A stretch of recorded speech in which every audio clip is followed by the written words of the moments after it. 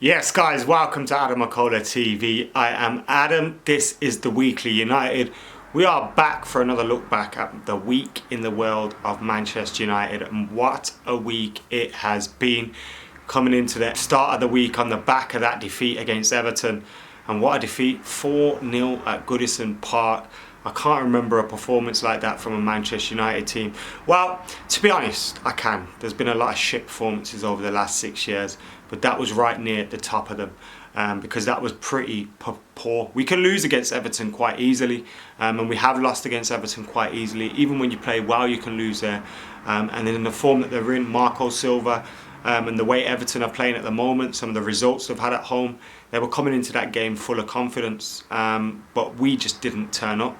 The performance was gutless, it lacked heart, it lacked desire, we didn't run, we didn't try to score. I can't remember an opening for us really. It was a pretty bad performance from everybody that was involved at Goodison Park that day, and coming up with Manchester City after that, it was a daunting task ahead. But the way I felt during that week was a weird one. I felt like we were going to do Manchester City.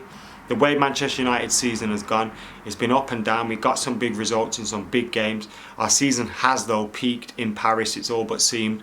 I just felt like it'd be typical if Manchester United turned up now, beat Manchester City and handed the league title to Liverpool. Now, I wanted United to win. Don't get me wrong, I really wanted us to win, but we stood no chance. And that gut feeling that I had proved to be wrong as Manchester City turned up. The first half was a little bit better. It was a little bit better, I'm not going to lie. But overall, it just wasn't good enough. And you look at Manchester United and you try and ask yourself, where are we going wrong over the last couple of weeks? Over the last couple of years, where have we been going wrong?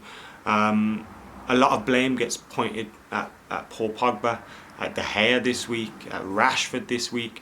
And whilst I think they've had some pretty bad performances over the last couple of weeks and months, although I don't think Pogba was particularly bad against Manchester City, whilst they've had some bad performances over the last couple of months, those guys are far from the problem at Manchester United. And Manchester United's problem stems quite far back. Even this summer, you look at it, whether you like Mourinho or not, whether you thought Mourinho should have got sacked or not, most of us agreed that he was right in terms of the recruitment. We all thought we needed a centre-half last summer, we didn't get one. There's been various other summers where we thought we'd needed X, Y and Z and we've ended up getting A, B and C. And that has been a long-standing thing at Manchester United. It's not been we haven't been spending money. I do think there's been a lack of investment money-wise in terms of figures over the years, and particularly in the back end of Sir Alex Ferguson's time at Manchester United. But you can't say we haven't been spending money over the last few years. We have. It's the manner of that spending, and the spending hasn't been good enough. When you look at the squads on display between Manchester United and Manchester City, the quality of City's squad. Now, I think a lot of that is down to coaching as well. Obviously, you look at some of the coaching some of their players have benefited from, but also just in terms of shrewd signings, in terms of having a plan in place, in terms of investing in the right areas, in terms of being ruthless with your squad. I mean, if we were Manchester City, we'd still have Zabaleta in our team. Zabaleta's at West Ham. Man City have had about 3-4 fullbacks since then, and they've chopped and changed till they've got it right. Now, I don't think we have to do that, but they've also shown that you can sign young players, invest in them. Now, we have some very good young players at this club that I believe we should invest in.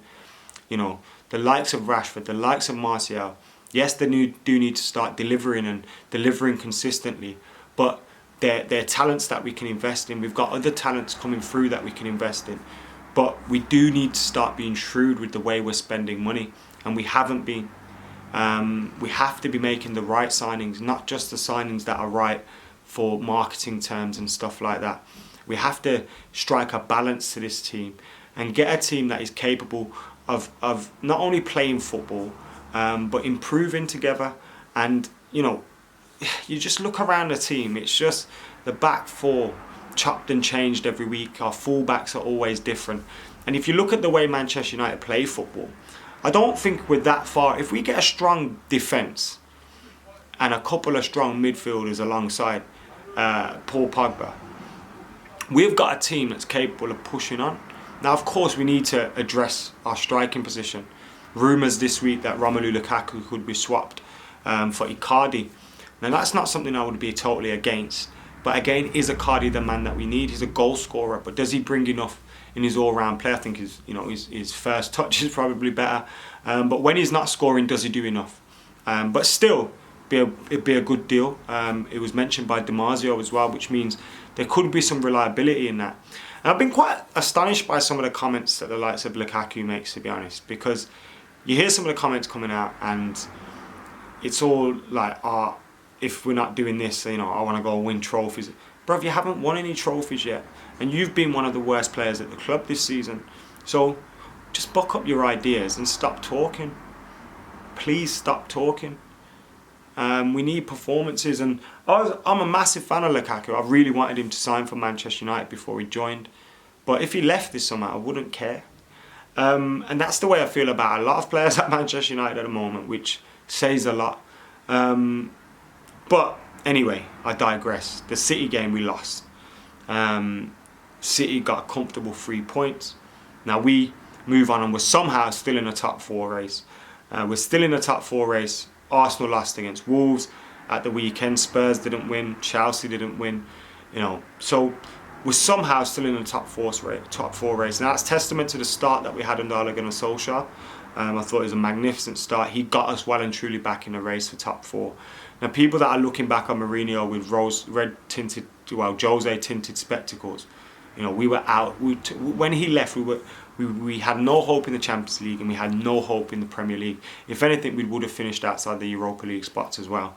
So it's testament that we're back in with a sniff. Now, we've got 3 games. If we win all 3 of them, it's possible we don't make it. But I think if we do win all 3 of them, we do make it for the Champions League. And we really need to start getting our asses into gear now. Stop feeling sorry for ourselves. We need players that are going to stand up and be counted. Now it's difficult because we've probably got a lot of players that are thinking, I'm going to be part of the call here. I'm going to be gone. But there's players that, Martial's going to be here. I know there's rumours about Paul Pogba and his future and all that.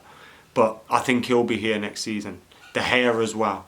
There's players in this side, Rashford, that will be here next season. And they need to start bucking up their ideas and fixing up and getting us Champions League football as well. Because you're going to hear all these rumours about players, if we don't get Champions League football, I might think about this and think about... You're part of the reason why we haven't got Champions League football. So how about take some responsibility for that and do what's right in the next 3 games. Get these 3 wins. If we beat Chelsea, we can beat Huddersfield, we can beat Cardiff. We know that. And top 4 is still... I hate being in the race for that. I really hate it, but Champions League football is important. I don't want to be in the Europa League next season. I think it's really detrimental to your season. So we are where we are. We have to face facts and face reality. Yes, we want to be in title races and stuff, but it's important for the future of the club that we're in the Champions League. So we need to go for it. And we need to see better performances. The crowd will be up for it against Chelsea. We've got 2 home games left now of the season, 3 games left all in all. One of those is against the relegated Huddersfield away from home. But we need 9 points out of 9. Get 9 points out of 9 and it's back on. We could get top 4.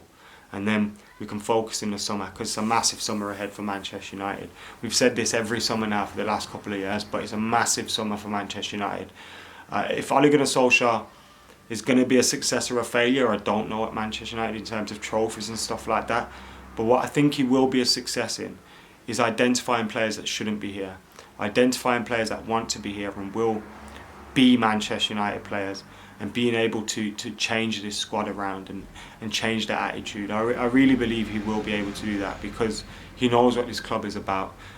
So even if he leaves in a year or 2 and he hasn't won a major trophy, which is possible, although we hope that is a success, I think he would have got us back into a better position in terms of the attitude and the mentality of the club.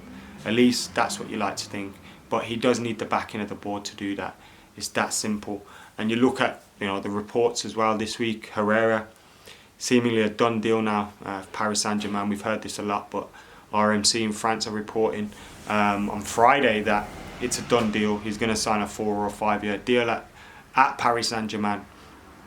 Again, a player that we can replace, we can move on from, but it's leaving another hole that you would think doesn't need to be left, because there's other areas in a team where players need to go. And if you think there's 4, 5, 6 of them, and then there's players like Herrera potentially leaving, players like Lukaku potentially leaving, players that you wouldn't have expected to.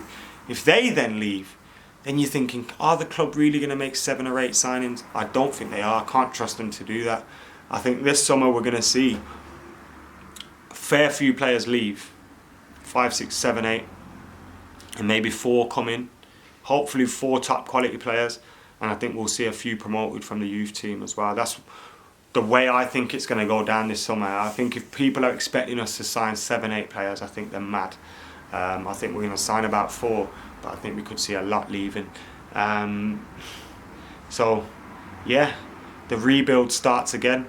It's time to make United great again, and hopefully Ole's the man to do that, but it's all up in the air at the moment. Guys, it's been another whirlwind week in the world of Manchester United. Let us know your thoughts on it all. That City game, that Everton game, the upcoming Chelsea game, the rumours surrounding Paul Pogba, Romelu Lukaku, and of course Ander Herrera. Get your thoughts in the comments below. Keep it locked to Adam McKola TV. Make sure you're liking, commenting, sharing and subscribing. And for now, I'm Adam McKola. I'm out of here.